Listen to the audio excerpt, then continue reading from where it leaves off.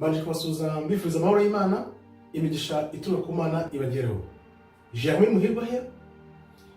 Uyu munsi tukaba tugiye kuganira ku giheburayo nanone, ingufu z'igiheburayo.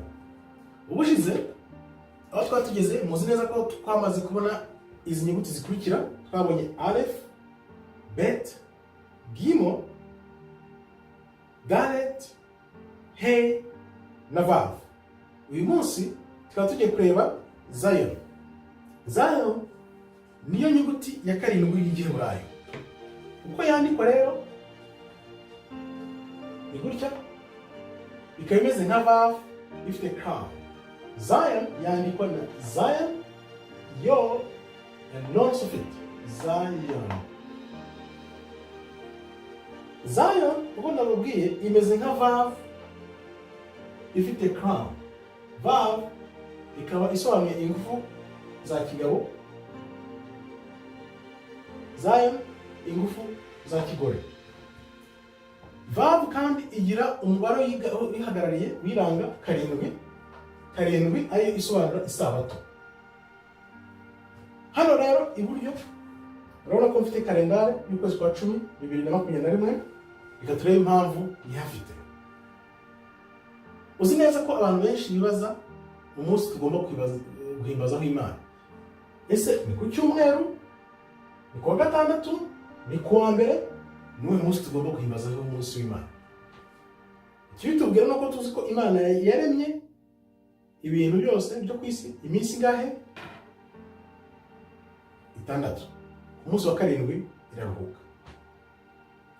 Kera nyiri muto najyaga nkora nibaza, ariko no kubera iki tubara iminsi duhereye ku wa mbere uko tubizi, ku wa kabiri, ku wa gatatu, ku wa kane, ku wa gatanu, ku wa gatandatu.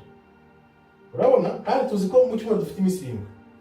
Kuki duhagarara kuri gatandatu twongera gutangira hano ku cyumweru tosubira inyuma kugira ngo dukomeze ku wa gatandatu ku cyumweru? No kubera iki?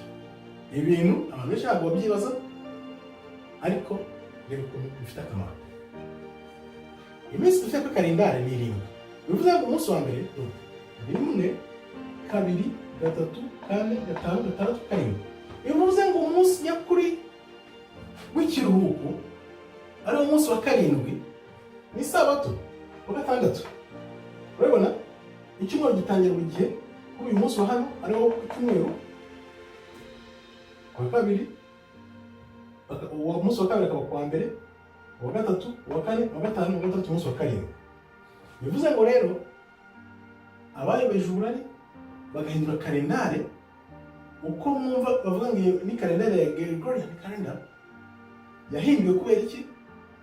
Ni impamvu iyi kalendari yahindutse kugira ngo basibanganye uyu munsi yuko ari umunsi w'isabato. Ndizera neza ndashidikanya ko ibintu bizagenda bijya hanze gahoro gahoro, cyane cyane muri ibihe turimo, abantu benshi bakabisobanukirwa bakareka kuba mu icuraburindi, bakamenya ibiri kujya mbere. Nkabashimye rero, murakoze. Imana ikomeze barinde, imigisha ibagereho.